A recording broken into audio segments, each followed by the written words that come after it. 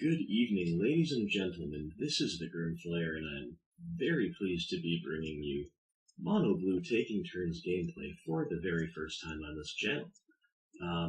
Yeah, I'm pretty pumped, so without further ado, let's get into it. I am on the play. That is never a bad place to begin.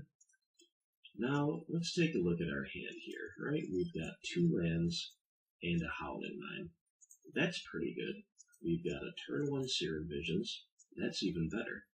We have a Dictative Prefix for turn 3. A little redundant, usually one of our better cards to have in the opener, but if we're against a discard deck, this is good. However, our only interaction is Giga Drowse, which is looking kind of bad with our limited blue sources at the moment, and Temporal Mastery is usually our worst possible card to have in the opener. So, it's a decent hand. I think it's worth a keep, but I've seen better. That is without question. But we're going to go with it. We'll play our Serum Visions and see what we can find. Okay, so we've got the good old Temporal Mastery in the top 2 cards off the turn 1 Serum Visions. I talked about this in the deck tech. You pretty much always want to keep that, so we're gonna do that. We're gonna put Gemstone Caverns on top and Temporal Mastery just below it, and we're setting ourselves up for a turn 3 Miracle, which is a nice start. Over to the opponent. Shocking Stomping Ground and an Arbor Elf. Uh-oh. This is not good. This is Ponza. Now, we're happy to have been on the play against Ponza. That is for sure. But if they have a land destruction spell on turn 2, our Miracle kind of dies on the vine. So, we drew the Gemstone Caverns as we knew. Now, that is also kind of bad, given our Giga Drowse, but again, we kind of wanted to set up the Miracle, so we didn't have much of a choice but to keep it. We'll go ahead and run out the Howling Mine here. Howling Mine turn 2 is at least very good against them. We really just need to keep making land drops at all costs. So, feels good. But I fear the worst when they shock and land. And sure enough, it's a Molten Rain. So that's pretty bad. Our Miracle's gonna whiff. We're gonna have very awkward mana, and yet another dead card in hand. And our opponent was intelligent. They didn't get greedy with trying to pick up the 2 damage off the Molten Rain and killing the non-basic land. They just took us off blue. So, not much we can do here. Unfortunately, we just have to play a land and pass. Let's see what our opponent gets up to. So they're going to bolt us for 3, and then they're going to play a Blood Moon. Now, Blood Moon is not the greatest, but it's still pretty good for them here. It kind of stops us from using the Kokoro to dig out further. Shuts off our Inkmoth Nexus down the road if we get that. We do find an island, barely, thankfully. Almost feels a little scary to expose it, but obviously we have to. And we'll go ahead and exhaust them and pass the turn. That's going to feel pretty good. So, we're still definitely way behind here, but our opponent just goes land and passes. Alright, we failed to hit a land drop. Things are looking worse and worse and worse for us. What can we do here? We cannot cast Dictate because we don't have double blue. We could Giga Drowse for 1, which is laughably bad. Our only other real play is to run out yet another Howling Mine, which also feels bad due to missing that land drop, but what else can we do? So we'll play the Howling Mine, we'll pass the turn. Let's hope the opponent does not have double Stone Ring here, that would be the worst.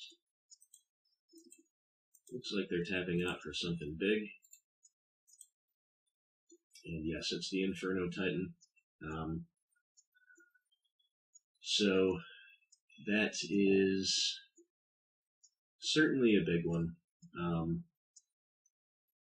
Certainly not what we want to see, but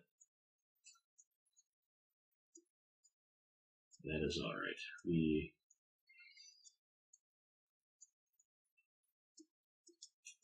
we get to go again. Now,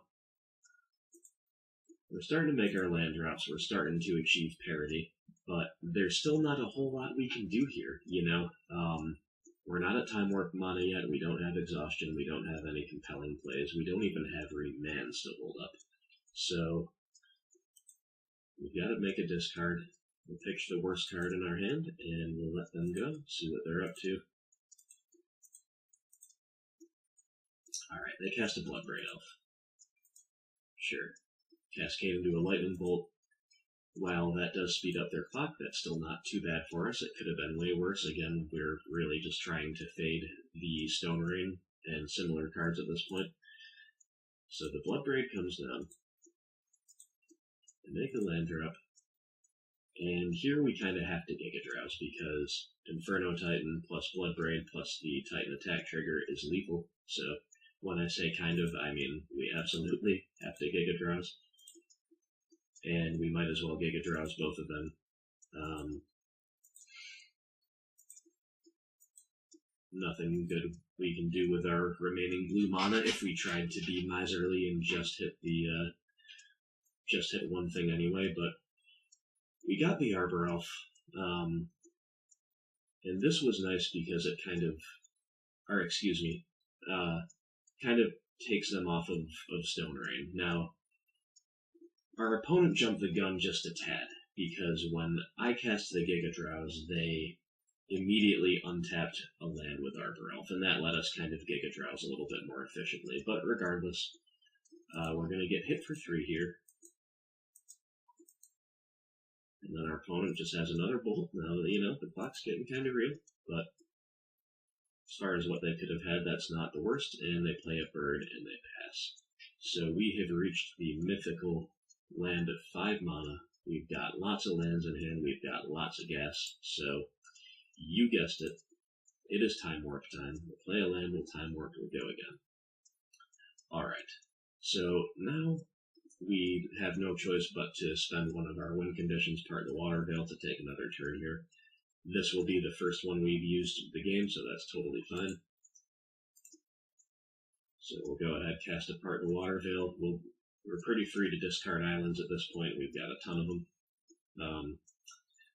We're still not drawing anything new that's all that exciting, but fortunately we were so stocked with turn spells that we just get to play the Temporal Mastery this time.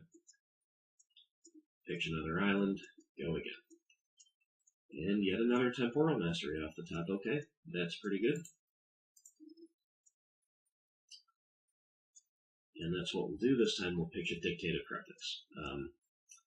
Certainly not needing too many more mind effects at this stage of the game. Time Warp and Snapcast are major fantastic draws. We have reached also the next big threshold of 9 mana. So let's go ahead and play our land. And yep, they're tapped out.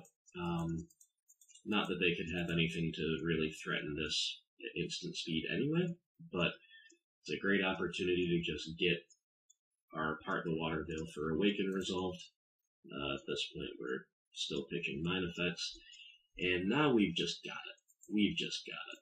So, Snapcaster, Time Warp, and we'll get in. And our opponent just scoops it up. So they see the writing on the wall there. They know that our win is somewhat deterministic at this point with 8 cards in hand and these creatures on the field. So that was a pretty cool game because we had the nut draw of, you know, our opening hand was far from a nut draw. It was a little mediocre actually, but we had the nut scry, let's say, of Serum Visions on turn 1, finding a miracle. So we set up the miracle, we made our mana worse by doing so, and then we got blown out hard by being against Ponza and against a progression that involved a turn 2 land destruction spell. That was pretty brutal. We also missed our land drop on, I believe it was turn 4. Both of these things could quite easily have been a death sentence, but here we saw the power of turn 2 Howling Mine. Even though Ponza ramps to some really explosive and ridiculous levels and some really powerful plays, their clock is still not all that fast. And they had an early Inferno Titan, they had several Lightning Bolts, they had a Bloodbraid Elf, so by Ponza standards they put on a fast clock, but it's still not as fast as a lot of the linear aggro decks in this format. So when you're against decks that are not fitting that latter description, turn 2 Howling Mine can dig you out of a whole lot of bad places. So that was a pretty cool game 1. Did not expect to win it when I saw what I was against and what they did. Alright, so sideboarding for Ponza, I mean, there's not a whole lot we want to bring in. A lot of our stuff is already pretty good against them. Negate. So I mentioned in the deck tech that against certain mid-range decks, Ponza being chief amongst them, Negate is a high priority card because we care way more about their non-creature spells than their creatures. We can handle just about any creature they can have. Although, Reclamation, Sage, Postboard, stuff like that's a little tough, but the Stone Rain effects are still what we really wish to avoid. So, Negate is pretty good. We could bring in 2 Negates. Hibernation is also a consideration. Might be a little too cute. Maybe play draw. Or it depends on what else you don't like in the matchup, but those are the 3 cards to consider. In terms of what comes out, there's not a whole lot that I don't like. Giga Drowse lines up really well against their removal. Or not against their removal, against their board states, but it gets worse against the land destruction. So I can see shaving at least 1 Giga Drowse. And also 1 Cryptic Command, again, even though that lines up pretty well, just because we might find it a little bit harder than usual to reach that 4-mana threshold. I'm also pretty comfortable cutting apart the Water Veil here, just in general, even though we're not bringing in the thing package. You can trim on a turn spell, and it's fine. So you could bring in these 3 cards, and you can consider cutting those 3. I think Negate number 1 is for sure, and the other 2 are a little bit down to taste. So sideboarding would look something like these 3 in at the most, and these 3 out at the most. Not a ton to do, but there you have it. Alright, and we are back for game 2. Now, this hand... turn 1 Serum Visions is always welcome, but, we've got 3 lands, they're all islands, that's good. That's kind of the minimum of what we want to see against Ponza.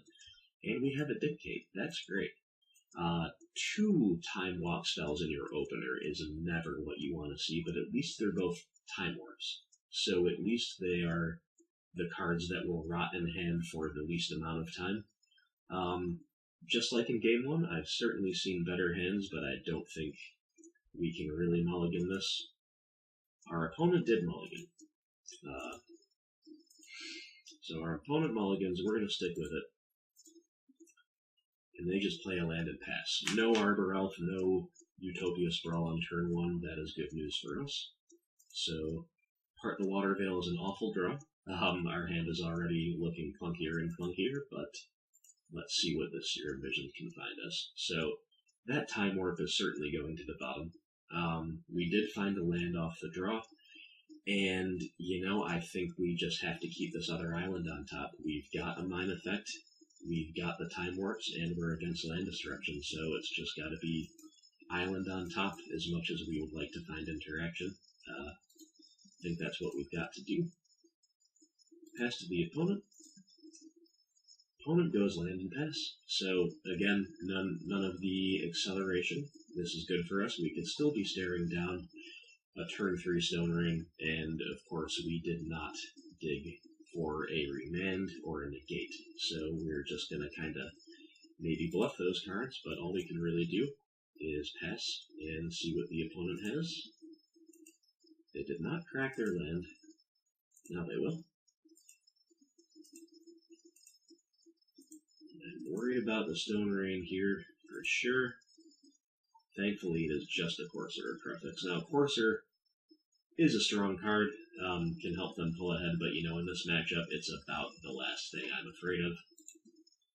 So, sure, you've got the Courser, they have an Arbor Elf on top. Fine with me. So here, we're just going to pass. We could exhaust them, but if they had a land destruction spell, they would have played it last turn, I am almost certain. We know they're drawing an Arbor Elf for turn, so priority number one is getting this Dictate of Cryptix in. Now, the only way we get punished for that is if they have a Muanguli Acid Moss for 4, or if they did in fact have a land destruction spell and they just wanted to try to get a little bit of a clock going with Courser, or maybe to try ramping if they could find lands on top. So, we'll see. There's Stone Rain on top for the opponent. That's not what we like to see. And here's a Stone Rain. Now, again, based on their sequencing, I did not expect that, but they had it in hand, so okay. But they get punished for not playing it last turn, because now we get to flash in the Dictate. And that's, of course, exactly what we'll do. So we flash in the Dictate, we lose our land, and we're getting all geared up to say, okay, we're going to go land exhaustion and pull ahead that way. But our deck says, I can do you one better. Here's a Miracle off the top. Don't mind if I do. So, yeah, pretty sweet. We're going to cast the Miracle. We're going to find another Dictate with our other draw. Alright, fine. So all we get to do here is play a land and go again, but that's still really, really good. We kind of retroactively countered their Stone Rain in that way. Completely incredible. Serum Visions is a nice draw too, because now here we get to make our land drop, lead on the Serum Visions to inform our play. We have a land and we find 2 more lands. Now, again, as unexciting as this is, I think we'd just go top here, you know? Like, land destruction is still the worst thing they could have for us. We have all the gas in hand, we have a Mind Effect down, we have backups in hand if they destroy it. We just need to keep making land drops. So, sure, we're happy to go top with 2 islands. And, because we know they have a Stone Rain coming on top, we are going to exhaust them, rather than trying to get a little greedy and resolve another Dictate. This way, we're basically guaranteeing that we reach 5 land and Time Warp mana next turn, and from there we should be in a really commanding position. So, exhaust you, pass the turn.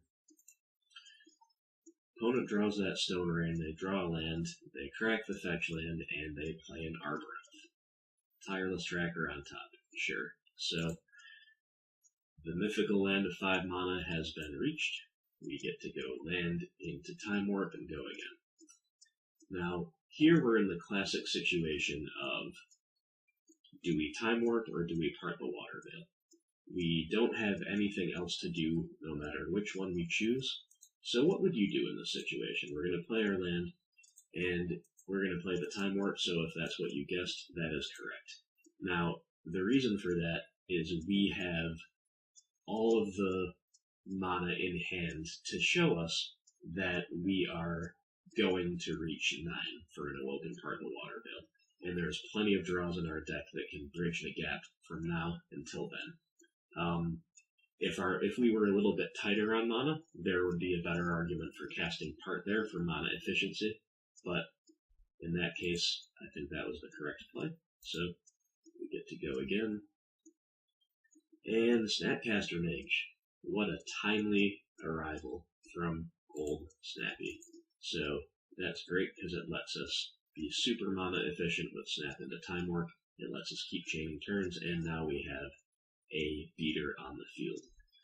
Some more good draws off the top here. Serum Visions and Cryptic Command are both pretty fine. We'll start off with a Serum. We'll draw a Giga Drowse off of it. Okay, so we have Serum and Miracle on top. Really, really good. So, of course, we're going to set up to get the Miracle next turn. Now, we could do that by leaving them in their current order, which is kind of an interesting line, and plan to draw a card with Remand or Cryptic Command. But, you know, that's a little risky, because what if you need to use both? Or what if you don't need to use either? You can still fire off the cryptic, bounce something, and draw a card in the end step, but that's not optimal. The most optimal play here is to just plan on not drawing a card. And if we're going to not draw a card and leave the temporal on top, then Giga Drowse is the play of choice. So we will keep the Serum on top, just below the Temporal Mastery. We will make our land drop, and we're going to pass the turn. Of course, getting in for 2 with a Snapcaster. Then in their upkeep, it's time to Giga Drowse. So we'll replicate 6 times, and we're going to tap down just about everything they've got.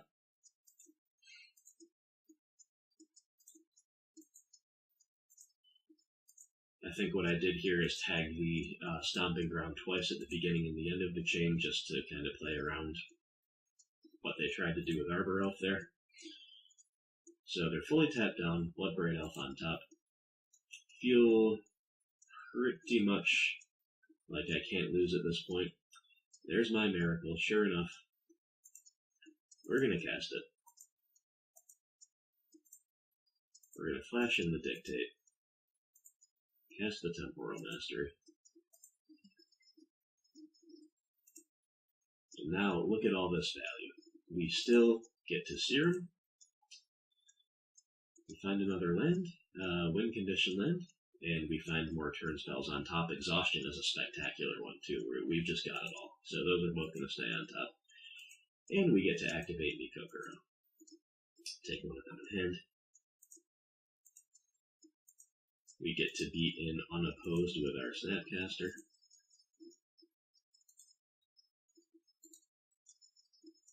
Alright, so now from here, there's our Part the Water Veil. We're going to play our land, and so since we're at 10 mana, we could not play Inkmoth Nexus and activate it and attack with it. So I think the better line here, again with 1 mana and Ponza, they don't really have anything that can take care of a 6/6 at instant speed. So the line here is just to go for the regular damage. Gemstone Cavern is our least useful land, so that's what we will animate, and we're going to get in for 8. And look at that. We've got another Part of the Water Veil waiting in the wings. Now, here you'll see me target Mikokoro with it, and our opponent just scoops it up. So, again, there's nothing we're really playing around, but it's pretty good practice to spread the love across 2 different 6/6s instead of 1 12/12 when you have the option. Just in case it just doesn't put all your eggs in one basket. Again, here it didn't matter. And now in paper I would have awoken an island with that, but I just didn't want to misclick. I just didn't want to misclick and not have the ability to attack with it, so I just picked the standalone land. But anyway, our opponent sees that we have assembled lethal, and he'll scoop it up. And look at all of the gas we still had in hand. We had Exhaustion, we had Snap into another Time Warp, we had a Remand and Cryptic. We just had it all in this game, too. So, good matchup, well played by our opponent. The only decision by the opponent I would question is not Stone Raining on turn 2, or on turn 3, this game, too. I understand the logic behind playing Courser. If he can kind of stay ahead of me and keep clocking for 2, then he can start Stone Raining, and he can also Rand. Remember that he didn't have a play turn 1 or turn 2 after taking the mulligan to 6. And Courser can kind of dig him out of that, kind of get some mid-game ramp going on. Maybe he had some big bombs in hand, I don't know. So I'll give the opponent the benefit of the doubt there, but if he had had perfect information, he would have known that the turn 3 Stone Rain would have been the play.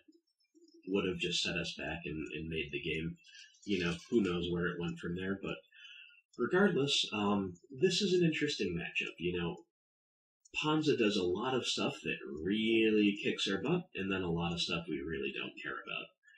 We don't care about the value they can get out of Courser, Prefix, and Tireless Tracker. These grindy cards are nothing to us. That we are just not competing on the axes that they get advantages on. We also don't care about Blood Moon 99% of the time.